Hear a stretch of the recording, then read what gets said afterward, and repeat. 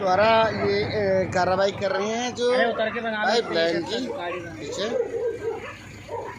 दिल्ली की एमसीडी अपना अभी कार्रवाई कर रही है लाइव। और ये हाँ, ये देखिए जो लोग चले जाते थे अंदर उनका भी ये रास्ता खुदवा दिया गया है।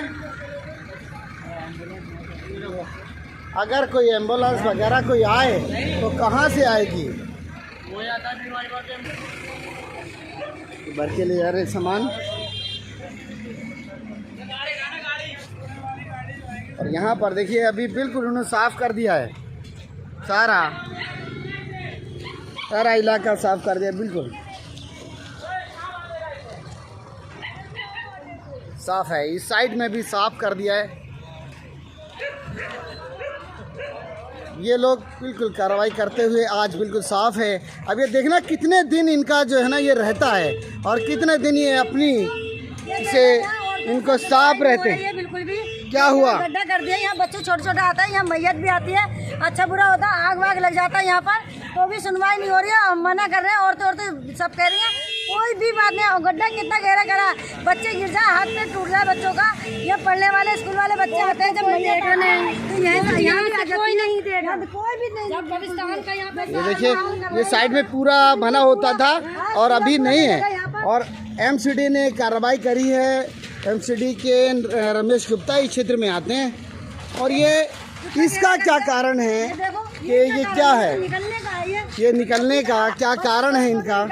देखिए आप लग जाती झुग्गियों में, फायर ब्रिगेड आती है, इसके वजह से हमारी परेशानी कर रही है यहाँ से कि ये हमारी परेशानी करे क्या? आगे पीछे किसी का सोचना नहीं है, किसी को कुछ भी, बिल्कुल भी है। सभी आते हैं यहाँ पर, बच्चे भी आते हैं, छोटे छोटे बड़े भी आते हैं यहाँ पर, निकलते हैं। मैयत आ जाती है और कोरोना की मैयत आती है तो गाड़ियाँ खड़ी हो जाती है यहाँ पर। ये बताओ यहाँ पर ऐसा करेंगे ये गंदगी? यहाँ तो कोई भी नहीं आएगा। ये यहाँ जानवर रहते हैं क्या? यहाँ पर इंसान नहीं है यहाँ पर कोई भी क्या? जबकि ये खोदने की आवश्यकता नहीं थी और ये आराम से कोई गाड़ी वगैरह जाती तो कोरोना की मट्टी आती है, मेहमान ये क्या साफ? हाँ। ये नाली भरी भी क्या साधन है यहाँ की? शास्त्री पार्क की आके खाली किसी का मकान तोड़ रहे, सामान उठा के ले जा रहे, कोई चीज का साधन नहीं है। ये एमसीडी के ट्रक जो कार्रवाई करके आए हैं, ये बुलडोजर जा रहे हैं पुलिस अब कार्रवाई करके और देखने कहाँ जा रही है पुलिस अब कार्रवाई करके और देखने कहाँ कि जहाँ पे रास्ता है यहीं से देखिए बिल्कुल खोद दिया, जबकि इन्हीं के माध्यम से ये सब कुछ चल रहा था। यही डीडीए वाले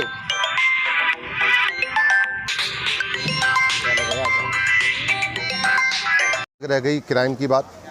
कॉलोनी के लोग बैठे, मैं भी बैठूंगा, सारी RWA बैठे और जो भी इस कॉलोनी के विकास के लिए बात होगी वो आपस में मिलकर तय करेंगे। अगर कहीं क्राइम होगा तो उसे रोका जाएगा।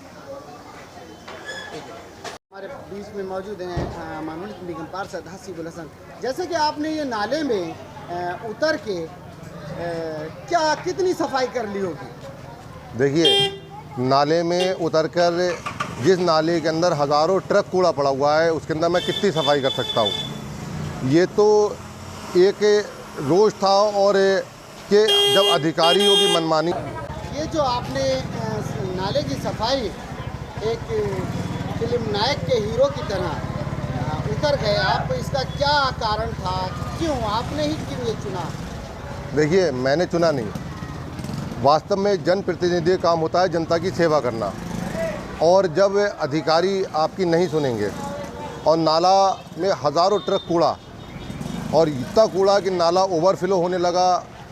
मेरे राइट हैंड पे कई सौ ट्रक कूड़ा, लेफ़्ट हैंड पे कई सौ ट्रक कूड़ा पड़ा हुआ था और जब अधिकारी नहीं सुन रहे थे तो फिर मुझे नाले में उतरना पड़ा। और आज आप देख ही रहे हैं कि ये नाला जो था इसमें कितना कूड़ा, मतलब कंटिन्यू आज 5 दिन से इसके अंदर कई सौ ट्रक डंपर निकल चुके हैं, कई सौ ट्रक कूड़ा निकल चुका है और ये अब नाला हल्के हल्के सही हो रहा है। तो अगर ये काम पहले अगर ये अधिकारी कर लेते, जो यहाँ के अपने पार्षद हैं, जो यहाँ के हमारे अपने विधायक हैं, जो यहाँ के अपने हमारे सांसद हैं, क्योंकि तीनों के तीनों ये बीजेपी के हैं, ये पहले इस कॉलोनी पे ध्यान दे लेते तो शायद मुझे नाले के अंदर नहीं उतरना पड़ता और शायद कोई भी व्यक्ति ड्रोन के अंदर नहीं जाएगा।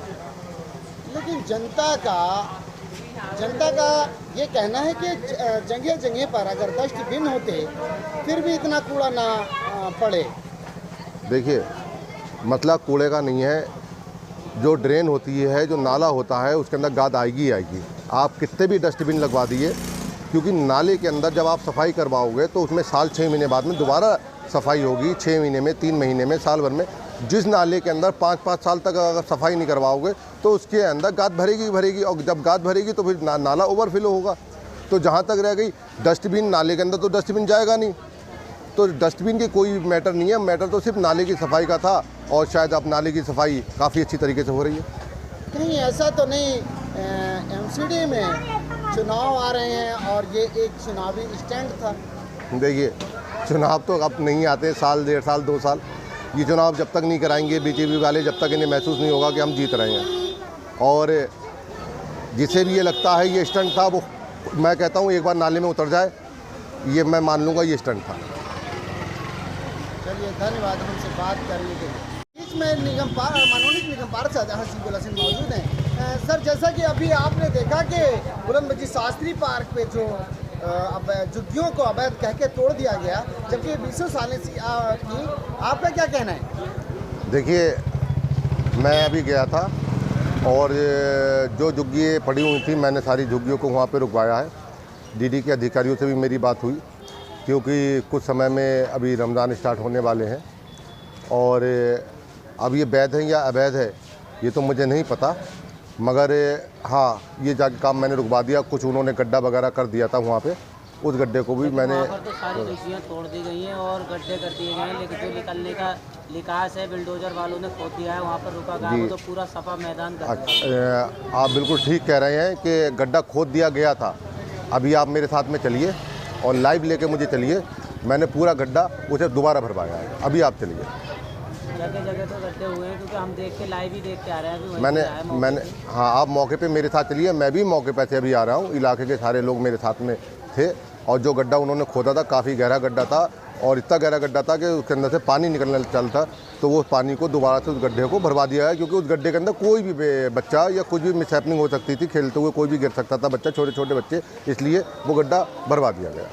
तो ये काम रुकवा दिया है, क्या उनकी जो झुग्गियाँ वापसी बनेंगी, क्या उससे ऐसे मतलब पार्क के रूप में देखा जाए? देखिए, ये तो डीडीए का है और डीडीए क्या प्लान लेके आता है, क्या उसकी प्लानिंग है, मैं तो इस बारे में नहीं कह सकता। मगर मेरी जो वहाँ के मौके पे जो जेई वगैरह, जो उनके इंजीनियर्स वगैरह थे, तो उनसे मेरी बात हुई, तो मैंने उनसे कहा फ़िलहाल के लिए इस काम को आप रोकें और जो गड्ढा था उस गड्ढे को भी भरवा दिया गया। जब ये कार्रवाई होती है तो जो लोग हफ्ता देते हैं वो तो हटा लेते हैं, लेकिन अपना सामान, लेकिन जो परमानेंट झुग्गी पड़ी हुई हैं सिर्फ नुकसान उनका होता है। इस पर क्या आप जवाब देंगे? देखिए, कौन हफ्ता देता है, कौन नहीं देता है, ये तो मुझे पता नहीं है।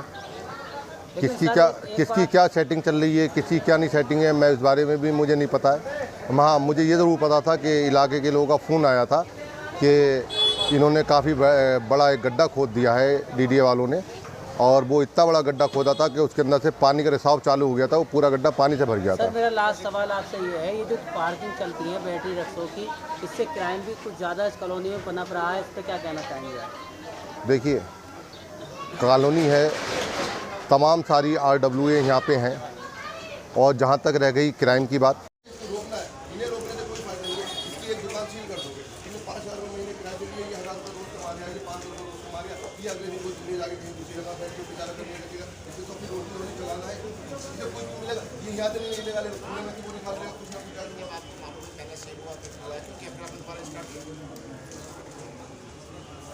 आप थोड़ी एस्टेब्लिश करोगे कैसा काम कैसा